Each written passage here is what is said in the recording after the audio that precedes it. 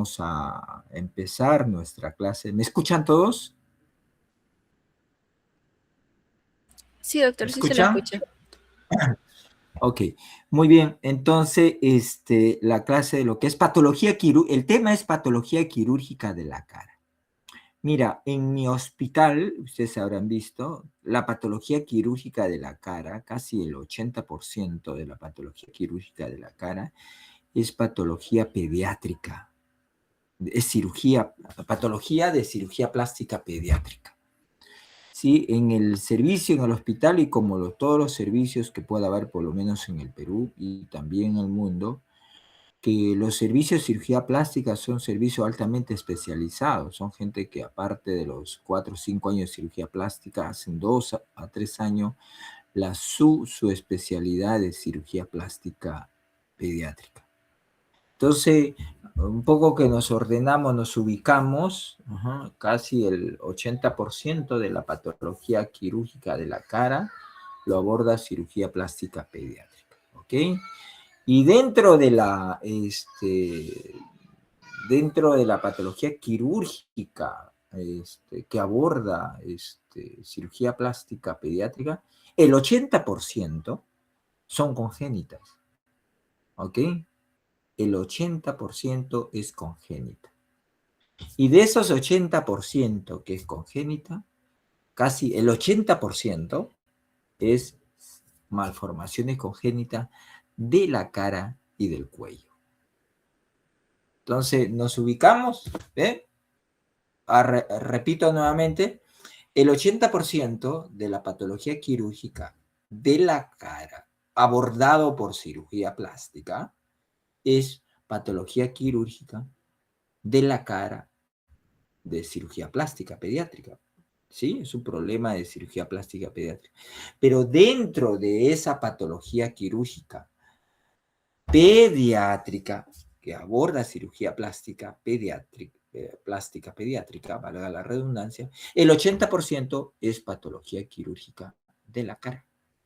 Y de esos 80% de la patología quirúrgica de la cara, el 80% es patología quirúrgica congénita. ¿Sí? Por lo tanto, vamos a hablar lo que más se hace en un hospital de patología quirúrgica de la cara. ¿Qué cosa es? Malformaciones congénitas de la cara. ¿Ok? En cambio, el 20% es patología quirúrgica del adulto. Patología de la cara, quirúrgica. Ustedes en el servicio de plástica del Hospital Revalete han visto algunos cánceres de piel en cara, vasocelular, epidermoide, que se le reseca y que se le movilizan los colgajos. Yo no voy a hablar de eso, de los colgajos, porque ya lo hicieron las clases de colgajos, ¿sí? También cirugía plástica hace las reconstrucciones de esa patología quirúrgica de la cara de adultos que se crean como consecuencia de una recesión tumoral maligna de la cara y nosotros tenemos que reconstruir. También con colgajos pediculados y colgajos libres. No vamos a hablar de eso, porque ya lo revisaron ustedes. Entonces vamos a hablar de las malformaciones congénitas de la cara, que es la patología quirúrgica más frecuente que se hace en cirugía plástica, que es un tema de cirugía plástica pediátrica. Si alguien de ustedes me pregunta, doctor, ¿usted hace cirugía plástica pediátrica? No. Yo básicamente hago cirugía plástica de adulto, específicamente lo que es oncoplástica mamaria. Tengo esa su especialidad. ¿Ok?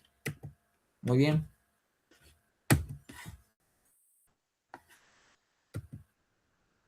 Entonces, ya ubicándonos sobre las malformaciones congénitas de la cara, que vienen a ser malformaciones craniofaciales, no solamente afectan los tejidos blandos, sino también al esqueleto. Eso tienen que tener claro. Por eso malformaciones craniofaciales.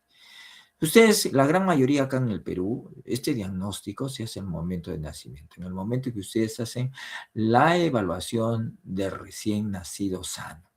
Ahí hacen el diagnóstico. Por eso es importante que ustedes realicen un buen examen, una buena evaluación del recién nacido. Cuando roten por pediatría, traten de aprender bien eso. En otros lugares del mundo, donde la salud es prioridad y es un derecho, casi más o menos el 70% el diagnóstico se hace antes del nacimiento. O sea, en la etapa de la gestación, durante el embarazo. ¿Por qué? Porque existe todo un programa de cuidado materno y un estudio prenatal, ecográfico, que se hace estrictamente a las 14 semanas y después a las 20 semanas. Gente muy experta que hacen lo que se llama la ecografía morfológica, donde estudian globalmente y especialmente la cara y el cuello del niño para encontrar alguna malformación congénita y de esa manera preparar a la familia, a la madre y al sistema de salud que cuando estos niños nazcan se tome toda la precaución y también el seguimiento del niño para que tenga un tratamiento multidisciplinario quirúrgico de esa malformación congénita. Eso es. Todavía en el Perú, casi 98% es al momento del nacimiento. Estamos todavía en el siglo pasado todavía con respecto a eso. Ya le he mencionado que afecta al esqueleto del macizo facial, ¿ya? Y los tejidos blandos. A considerar, la cara tiene 3 tercios, un tercio superior, medio e inferior. El tercio medio inferior es propiamente la cara. También se le conoce como esplanocráneo, desde el punto de vista del esqueleto. En cambio, el tercio superior es un tercio compartido con el neurocráneo. La frente es un segmento de la cara que es compartido con el neurocráneo, porque por detrás de la frente, ¿quién está? La fosa anterior que contiene el lóbulo frontal. ¿Ok? Por eso se habla de cráneo facial, la cara propiamente dicho, y el tercio superior, que es craneal, neurocráneo. ¿Ok? Muy bien. Entonces ya saben, afecta la cara, pero también puede afectar el tercio superior y extenderse a la calota.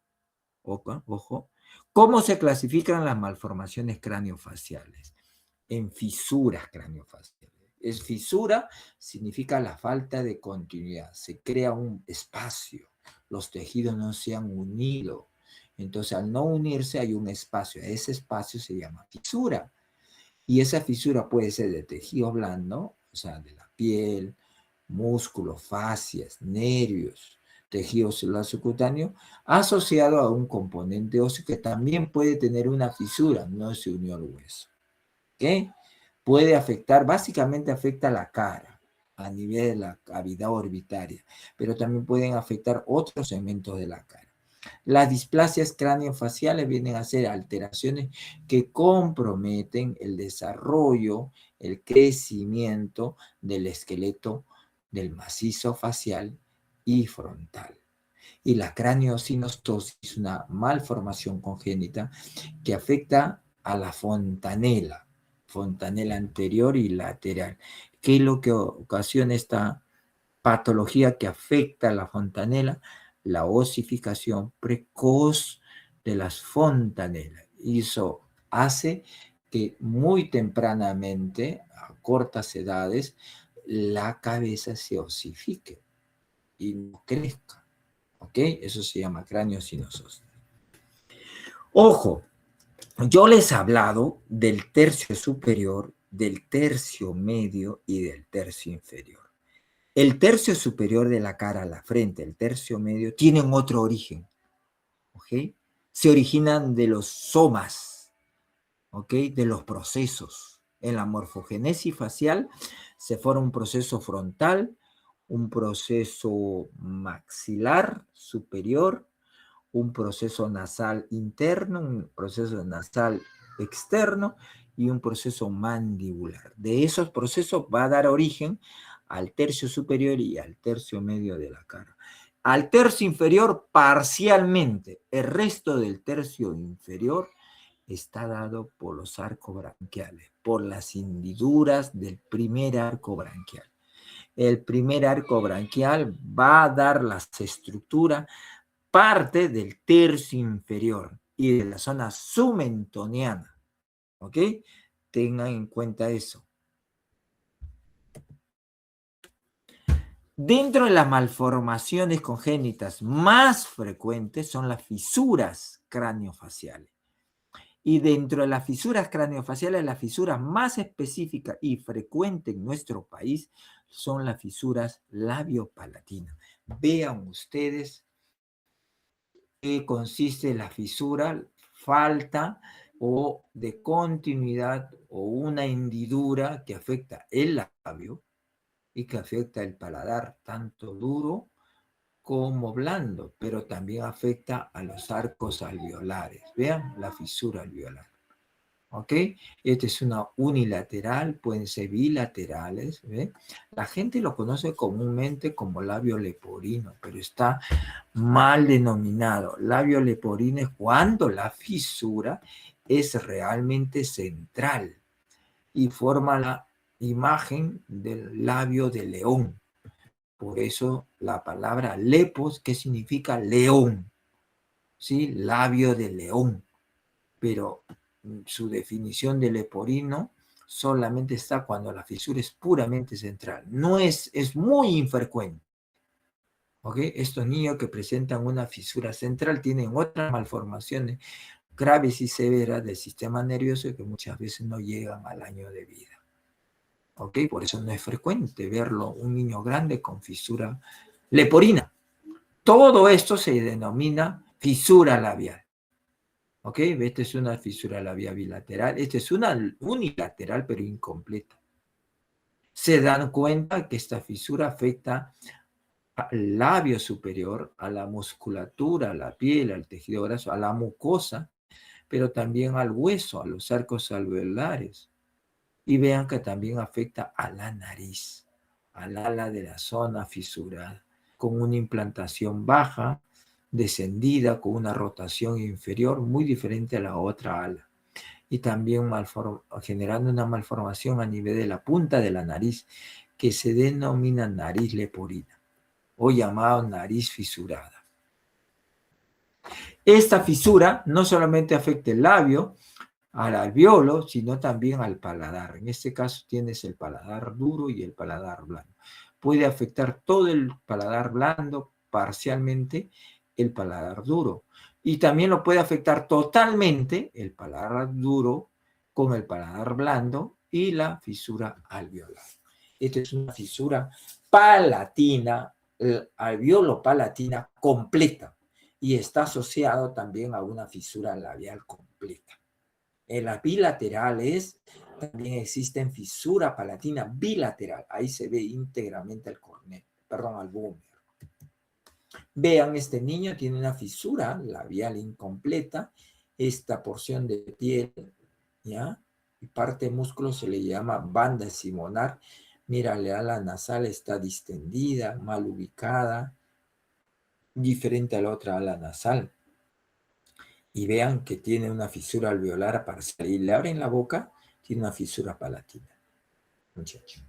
Una fisura palatina completa. Tienen que examinar la boca de recién nacido. Hay casos muy severos. Esta es una fisura labial amplia, unilateral, que afecta el alveolo, fisura palatina también completa. Y miren, no hay el piso nasal. Y miren el ala de la nariz mal ubicada, rotada hacia la parte cefálica, ¿ok? Una columela corta. Todo esto se llama nariz fisurada. En casos bilaterales severos, donde el niño tiene problema para la masticación, esta estructura se llama la premaxila, un remanente del labio. Estos niños, como tienen problema para la masticación, hay que ponerle una sonda para su alimentación para que gane peso. Miren usted el ala de la nariz, un ala mal ubicada, ausencia de columela.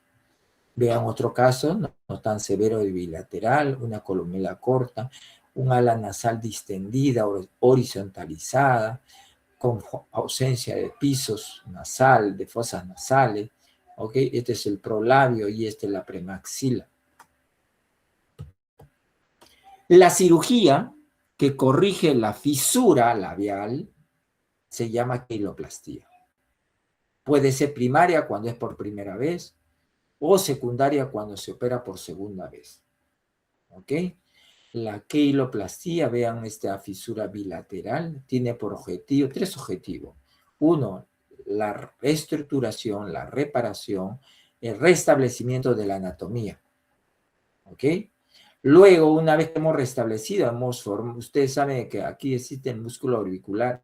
El músculo orbicular es un esfínter prácticamente circular. Aquí se ha roto, no existe. Muy importante para el habla y también para la succión y la masticación. Se unen los músculos, se crea el vestíbulo, la mucosa.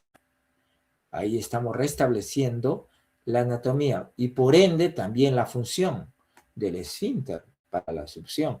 Y finalmente el otro objetivo de la cirugía de la queiloplastía es darle un componente estético. Vean el arco de Cupido, ¿ok? También vean ustedes acá la columna del filtro, y el filtro o el surco del filtro propiamente dicho. Y en este caso tenemos que hacer una corrección de su nariz.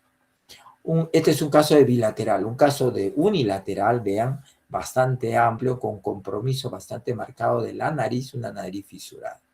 Y se reconstruye. Esta reconstrucción es muy compleja, muchachos, donde hay que usar todo tipo de colgajos, pediculados, randos, se usa colgajos cutáneos, colgajos musculares que son pediculados para unir, restablecer el orbicular, se utiliza colgajo de mucosa, gingival, entonces una serie de colgajos. Y se aprovecha hacer la plastía primaria de las narices fisuradas. Esta queiloplastía requiere experiencia, ojo, conocimiento y un buen entrenamiento para reparar, porque estos colgajos tienen que ser precisos, tomados de una medición exacta, ¿ok? En un espacio tan pequeño. Este compás se llama el compás de Castroviejo, creado por un cirujano plástico español, ¿ok? Vean un caso de fisura labial unilateral amplia con una fisura alveolar y palatina y una nariz fisurada. En la queiloplastía primaria se hace la rinoplastía primaria de nariz fisurada. Mira, se ha restablecido la anatomía, la función, la estética, la columna, está con su filtro, con su vermellón, incluso tubérculo de vermellón, y la nariz se ha hecho una rinoplastía primaria. Básicamente consiste en reposicionar los cartílagos, ¿ok? Esta es la rinoplastía de la nariz fisurada. Y mira cómo le cambian el rostro de esta niña, la niña mucho más alegre y contenta. Ahora bien, vamos a ver estas patologías, las disostosis craniofaciales, que viene a ser no es otra cosa, la displasia, hipoplasia, hipotrofia y aplasia en algunos casos de los tejidos blandos y del esqueleto macizo facial. Básicamente acá se compromete el esqueleto macizo facial, ¿ok? Prácticamente son remanentes o segmentos, no han completado su desarrollo. Esta disostosis mandibular, un ejemplo de disostosis craniofacial es la agenesia unilateral de la mandíbula. Ustedes cuando vayan a su serún examinen al niño. Si al niño le encuentran una simetría, sospechen de una de una disostosis craniofacial. Y miren, tracen una línea de este niño, esta cara es diferente a la otra cara. Usted le examina y ven que está muy deprimida. Sospechan de una craniodisostosis craniofacial, ¿ok? Y le toman una radiografía y miren, van a ver poco desarrollo óseo. Inmediatamente lo transfieren a un centro de mayor especialización, de frente al Instituto del Niño. Diagnóstico es una una displasia craniofacial, poco desarrollo óseo, ¿ok? Ese es el diagnóstico. La microgenia también es una displasia craniofacial, una displasia craniofacial, en la cual se caracteriza básicamente por el poco desarrollo de la zona mentioniana. En algunos casos puede ser muy severa y puede generar hasta problemas respiratorios, crear lo que se llama la apnea del sueño, tener problemas para la deglución. es importante hacer un diagnóstico porque tiene tratamiento. En la adolescencia, en la infancia, ustedes tienen que también examinar que el mentón puede estar poco desarrollado. Si ese mentón está poco desarrollado, produce una retracción mentoniana. Y usted le examinan los arcos dentarios y van a ver que hay una gran asimetría. Esa asimetría genera un problema de salud oral que tiene que corregirse a través de cirugía. Como que la cirugía se hace un avance de la zona mentoniana o se usa un distractor para generar el crecimiento de la zona mentoniana y de esa manera corregir y generar las mejores condiciones de la salud oral. Vean un adolescente donde ven a nivel de la zona del mentón, ¿ve? Una microgenia. Normalmente para saber si usted tiene un buen mentón, trazan una línea del labio superior y verticalmente. Y van a ver que el mentón en la mujer, en el varón, llega a la línea o pasa 1 o 2 milímetros. En la mujer llega o puede estar a lo mucho 1 milímetro por detrás. Vean acá, hay una distancia casi de 5.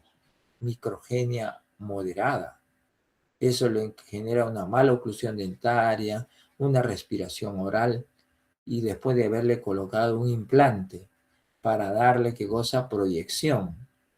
Y si yo trazo la línea, prácticamente casi está a 1 milímetro detrás de esa línea y le mejoras grandemente el perfil. Otra una otra displasia craniofacial es síndrome de primer arco branquial.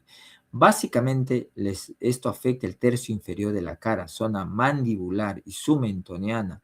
Yo le había hablado que la zona submandibular y submentoniana, su origen desde el punto de vista embriológico proviene del primer arco branquial. ¿Ok? Es una falla genética que hay que tener en cuenta. Puede haber malformaciones a nivel cervical de los grandes vasos, ¿ok? Puede afectar la boca, en algunos casos la nariz, los ojos. Es importante hacer toda una evaluación general de estos niños sospechando de un síndrome primer. También se le conoce como síndrome de Goldenham. ¿Vean? Síndrome de Goldenham o síndrome de primer arco branquial. ¿Por qué se caracteriza? Por una macrostomía, una boca muy grande, hipoplasia mandibular y además malformaciones auriculares. Entonces, en estos niños se encuentran malformaciones auriculares, hipoplasia mandibular y macrostomía. ¿Qué tienen que pensar? Síndrome de primer arco branquial o de Goldenham. El síndrome de Treacher-Collins, llamado también disostosis mandíbulo-facial. Esta anomalía que se transmite genéticamente, ¿ya? Que va a afectar a las crestas neurales, por lo tanto también relacionado con el primer arco branquial, va a generar una hipoplasia o microgenia bastante severa y a su vez también tiene una afección del tercio medio de la cara, comprometiendo la zona cigomática. Este síndrome se caracteriza por un aplanamiento bastante marcado de la mejilla, del tercio medio de la cara. Se ha dicho que puede estar asociado a una mutación del cromosoma 5. ¿Ok? El tratamiento es multidisciplinario, hay que manejar la parte oftalmológica, en algunos casos severo, cuando tengan problemas de obstrucción debido a la microgenia, hay que colocarle la traqueostomía en emergencia, y como les mencioné, el trabajo es en equipo para restablecer todos los problemas que genera esta malformación. Estos son los típicos del síndrome de Treacher-Collins, han sido motivo de ganadores de Oscar hace 6 años. Una de las características, hipoplasia del tercio medio de la cara, del arco cigomático orbitario, poco desarrollo, ¿ve? Hay un aplanamiento del arco cigomático y del piso de la órbita, ¿ok? Que puede ser unilateral o bilateral. Puede haber también compromiso mandibular, ojo, puede haber compromiso de la maxila, del maxilar superior, ¿ok? El síndrome de Pierre-Robin. El síndrome de Pierre-Robin es una displasia craniofacial cuya característica más importante es el escaso, a veces ausencia, de mentón y de la rama ascendente de la mandíbula. Esto en casos muy severos puede comprometer la vida del paciente porque la lengua no tiene dónde insertarse, se inserta a sí mismo y la lengua se va hacia la parte posterior ocluyendo el cabo faríngeo y puede ser causa de muerte súbita o problemas para respirar al momento del nacimiento. Este síndrome Pierre-Robin se puede hacer diagnóstico con una buena ecografía morfológica que puede ocurrir las 14 semanas o 13 o en realidad a las 20 semanas. ¿Ok? Vean, puede presentar también otras malformaciones como fisura palatina, ¿ok? Problemas, si que no presenta fisura, puede tener problemas a nivel de los arcos alveolares, ¿ok? La mandíbula puede estar muy poco desarrollada, a lo mucho la rama ascendente, hay ausencia de mentón casi marcado, o un remanente de mentón, ¿ok? Por lo tanto, casi todos los tejidos blandos se van hacia la parte posterior.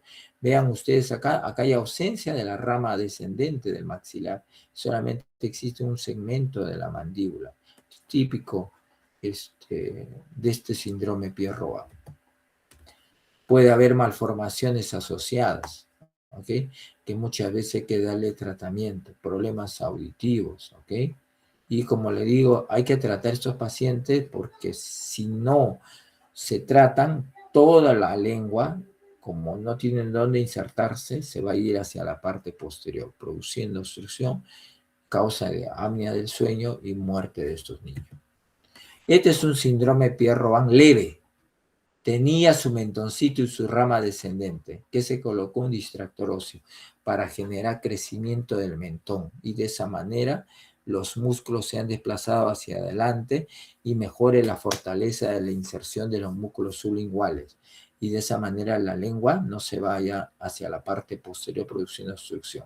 Miren que un resultado bastante bueno, solamente con distracción ósea.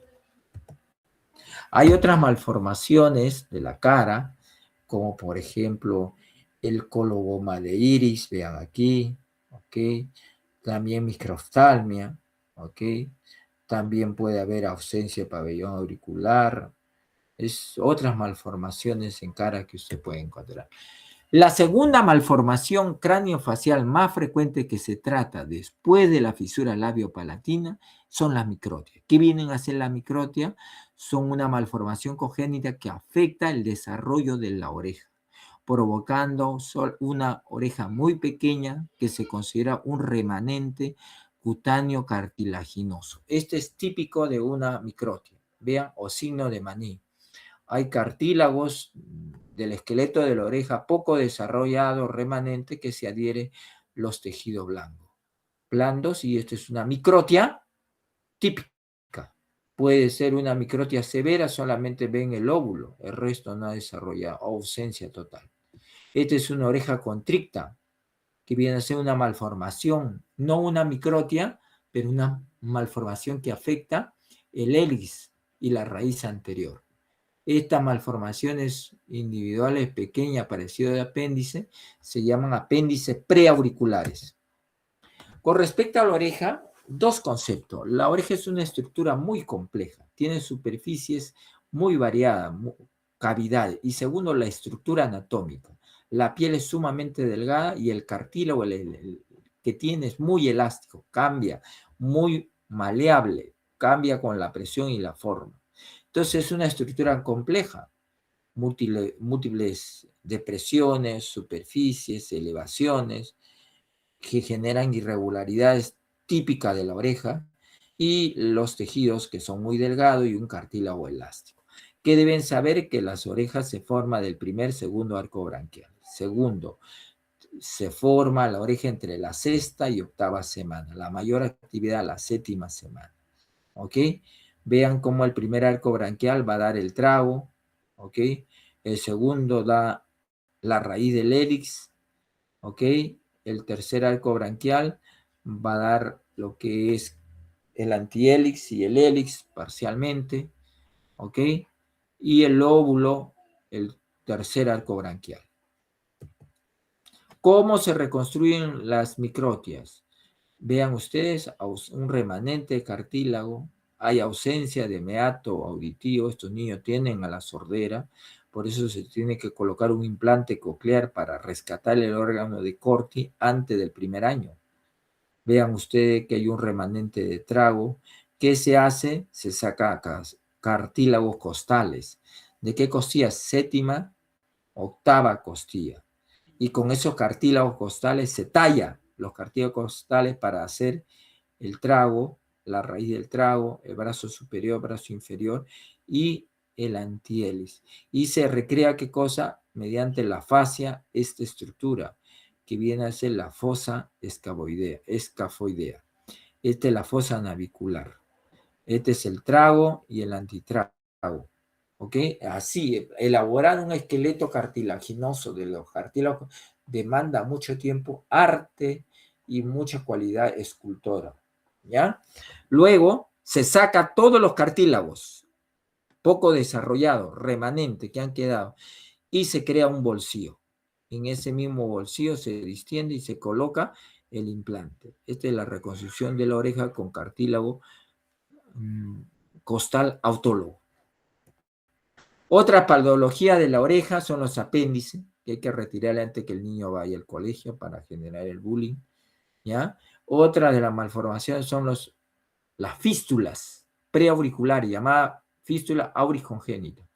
Estas fístulas, el tratamiento es no tocarlo, no operar. Doctor, sí, dejar enseñar a la mamá que elimina esta fístula, un poco de cebito, limpiarlo suavemente, no manipular el orificio, porque si ustedes manipulan el orificio, se obstruye y queda un absceso, una celulitis. Y bien difícil de tratar porque el conducto se comunica con la arteria carótida, con la parótida, se puede comunicar con el AT. Entonces, buscar a un conducto infectado causa uno más daño, más destrozo. Es muy complicado. Preferible decirle, señora, no lo toquen, no lo manipulen, sale su cebito, su grasa por el conducto y limpiarlo muy suavemente. ¿Ya? Otro es otro caso de una microtia típica, signo del maní, ¿ves? Microtia. Se sacó el remanente, se sacó el cartílago, se talló el marco cartilaginoso y miren el esqueleto. Se colocó, mira. Y luego para recrear este espacio posterior, ¿qué se hizo? Se generó un área 40 y se colocó un injerto. Estos niños tienen el meato auditivo externo ocluido. No se recomienda su reconstrucción porque todo fracasa. Se coloca implante coclear antes del año para evitar la sordera. Miren este caso. Una oreja contricta, poco desarrollo. Acá no ha habido desarrollo incompleto de la otra estructura. Acá ha habido básicamente a nivel de la raíz y del hélix, esta oreja contricta. Y su reconstrucción con colgajo de cartílagos en Z. Esto lo tiene que hacer un experto. Cualquiera no lo hace. Tiene que ser cirujanos plásticos pediátricos. Otra malformación es la anquiloclosia, que es el frenillo. El tratamiento no es cortar el frenillo, sino hacer un colgajo en Z de la mucosa para que no vuelva a recidivar. Macroglosia, que a veces es frecuente, hay que reducir la lengua para evitar la apnea del sueño. Las fisuras craniofaciales, aquí doctor. Entonces la fisura labio-palatina afecta básicamente el labio. Cuando estas fisuras se extienden hacia la nariz, se extiende hacia la zona ocular, se extiende hacia las cejas, hacia la frente, se llaman fisuras craniofaciales. O sea, afecta el tercio superior medio de la cara básicamente. ¿Puede afectar el tercio inferior? Sí, pero poco frecuente. Ojo, ¿eh? Tengan ese dato. Afecta a los tejidos blandos y el esqueleto. ¿Ok? Tercero, afectan a los órganos de las cavidades que existen en la cara, porque esta fisura afecta a la cavidad orbitaria, la cavidad nasal y la cavidad oral. Ojo, miren, ¿eh? Tomen en cuenta. Esta es una fisura. ¿Cómo se denomina la fisura? La fisura se denomina dividiendo el cráneo con una línea imaginaria que viene a ser el meridiano de la cara. Este es 30 y este es 14. Pero generalmente se toma a nivel punto medio del filtro, del arco de Cupido, que es el número 0. Si una fisura solamente afecta el filtro en el centro, o se extiende hacia la nariz, fisura 0. Pero si esa fisura pasa a la nariz y se va hacia la parte craneal de la frente, es 0,14. Así se nota. Entonces una fisura cráneo-facial. Puede haber fisuras faciales, fisuras craneales nada más, o fisuras cráneo-faciales. Y de ahí, siguiendo el sentido de la manecilla de reloj, tenemos el 13, el 12, 11, hasta el 8, que son fisuras craneales puras, con su continuidad de fisura facial. Si es 13, su continuidad es 1. La fisura afecta al labio superior y la nariz sería 1, pero si se extiende hasta la frente sería 1,13. ¿Quién hizo esa clasificación? Tresier. Igualmente para el componente óseo. Ojo, la fisura 7, la fisura 5, 6, 5, 4, 3, 2, 1 son fisuras puramente faciales. Tengan en cuenta. Esta es una fisura 4. 4. Que tenía un componente craneal aquí. 4 dieces. Tenía microoftalmia. Si a este niño no se le operaba, perdía el ojo, se ulceraba la córnea y se moría. ¿Ve? Donde entramos cirujanos, oftalmólogos pediátricos, entramos con cabeza y cuello pediátrico, ¿ok? Y cirugía plástica, un manejo multidisciplinario. ¿Qué se le hizo en el otro ojito? Se le hizo una prótesis ocular. Eso ayuda a que no se cavite el espacio. Y aquí trabajamos con oculoplástica pediátrica, ¿ok? Y cirugía plástica hizo las reconstrucciones con los colgados. Una maravilla. Estos niños se restablecen normalmente. Esta es una fisura 0,14. Aparentemente no hay nada y usted le toma una tomografía y la fisura afecta la frente y toda la nariz, 0,14. Finalmente, la otra patología congénita viene a ser la craneosinostosis, que viene a ser la osificación de las fontanelas anterior y lateral, bregmática anterior y posterior. Una de las malformaciones típicas de craneosinostosis es el síndrome Cruzó, que se caracteriza por la osificación temprana antes de los 3 meses de la bregmática, tireoidea lateral, las fontanelas tireoideas laterales anteriores y posteriores. ¿Qué va a provocar? Que el cráneo no crezca, se convierte en una caja rígida. Al no crece el cráneo, ¿qué pasa con el encéfalo? Y el tronco sigue creciendo. Entonces busca espacio para seguir creciendo.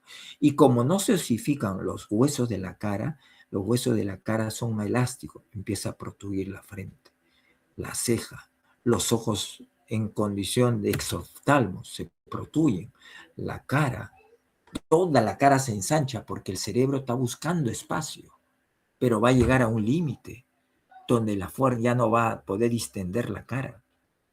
Entonces, ¿qué va a pasar? La fuerza, la presión se va a ir sobre la corteza y va a producir hipotrofia de la corteza. Y cuando eso ocurre ya no hay nada que hacer. Antes que ocurra eso hay que tratar. ¿Cómo? Con este aparataje de distractor craneofacial. Se coloca en la zona de los huesos del cráneo. ¿Para qué? Para provocar, ¿qué cosa? Distracción ósea por tracción, crecimiento óseo.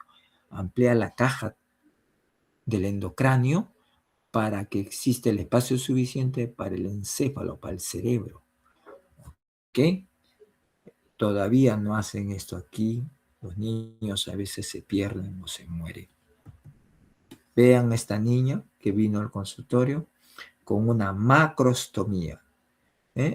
Vean, una fisura lateral. Cuando vean una fisura lateral, piensen en una fisura craneofacial que se llama el síndrome otomandibular. Si ustedes ven una macrostomía, boca muy grande, no una fisura unilateral, hipoplasia de la mandíbula y malformaciones auriculares, síndrome de primer arco branquial o Goldenhar. Ya le estoy dando, ¿qué le vamos a preguntar? Y le toman la tomografía, ven que es una fisura. ¿Eh? Hay una fisura, poco desarrollo del piso de la órbita, una fisura otomandibular y también una fisura 13 a 14. Perdón, acá sería 4 o 5. El tratamiento tiene que ser con distractores óseos, cirugía maxilofacial, injerto óseo, para darle calidad de vida a esta paciente. Vean, pregunto, esto es, ¿qué cosa? A ver, pregunto, paciente tiene macrostomía, pero unilateral, tiene alteraciones de la oreja, hipoplasia, síndrome otomandibular, o de acuerdo a Tresier, fisura craneofacial 7. Ok, igualmente 7. Doctor, si es macrostomía de toda la boca, otra fisura unilateral del otro lado, sea bilateral, una macrostomía global, síndrome primer arco branquial. Esto es lo que debemos aspirar como sociedad peruana, muchachos. Que estos niños, en el Perú exista un programa de fisura labiopalatina. No existe. Esta es una paciente operada por la doctora Celina Guapaya, 40 años, ya se retiró de la cirugía plástica, ya se formó en Estados Unidos, vino acá al Perú con la idea de generar en el Hospital del Niño un programa de fisura labiopalatina. Luchó durante años, durante 40 años ha luchado para que exista un programa de fisura labiopalatina. ¿Y por qué, muchachos? Porque acá en el Perú, ojo, de cada 400 nacidos vivos, ojo, un caso de fisura labiopalatina. Esa es la frecuencia. Un caso de fisura labiopalatina de cada 400 nacidos vivos. La incidencia y la prevalencia de fisura labiopalatina en nuestro país es bastante alta y se debe considerar como una patología de impacto en la salud pública, porque son niños. Este niño tiene su cerebro íntegro, esta niña. Si esta niña no sufre anemia, no sufre desnutrición en los primeros 5 años de vida, probablemente estudie medicina igual que ustedes. Pero si no se le opera, esta niña va a tener problemas en la alimentación, anemia y desnutrición. Y encima mire su cara, el impacto psicoemocional, de ella misma y del entorno familiar.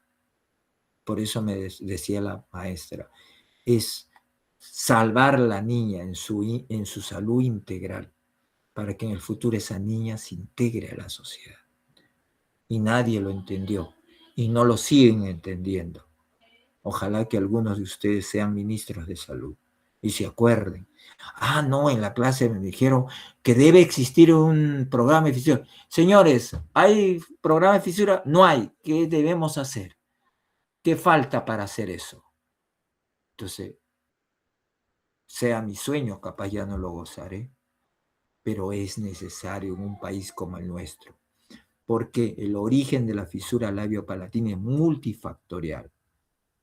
No es genético solamente, es la parte nutricional materna, ¿ok? Las infecciones que se pueden colocar, o sea, es también prevenir, mejorando las condiciones de la vida de la mujer gestante. Entonces, es un problema de salud pública. Y después que la doctora, la doctora se dedica a su rancho, ya tiró la toalla. Miren, mejoras su función, su anatomía, su estética, y le mejoras su estado psicoemocional de esta niña. Comparen esta cara con esta cara. Y le mejoras, por ende, su cerebro, su potencialidad de su cerebro. Y esta niña sí podría estudiar, igual que tuvimos nosotros esa oportunidad de medicina o cualquier otra, o ser una mujer de bien de la sociedad. ¿Ok?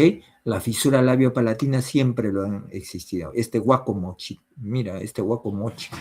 Los moches fueron espectaculares, los mejores escritores a través de la escultura. Indudablemente tenían una mano maravillosas. Por eso los peruanos tenemos ese arte en las manos. Y miren, un adulto que tenía una fisura craneofacial. fisura craneofacial. Vivió, ¿ok? Una persona adulta. Y se puede hacer un diagnóstico de las fisuras labiopalatinas o malformación durante la gestación para preparar. Algún día llegaremos a ese nivel. Para que cuando el niño nazca ingrese al programa, se opere adecuadamente. Y también la familia esté preparada para que participe en conjunto en la recuperación de este niño.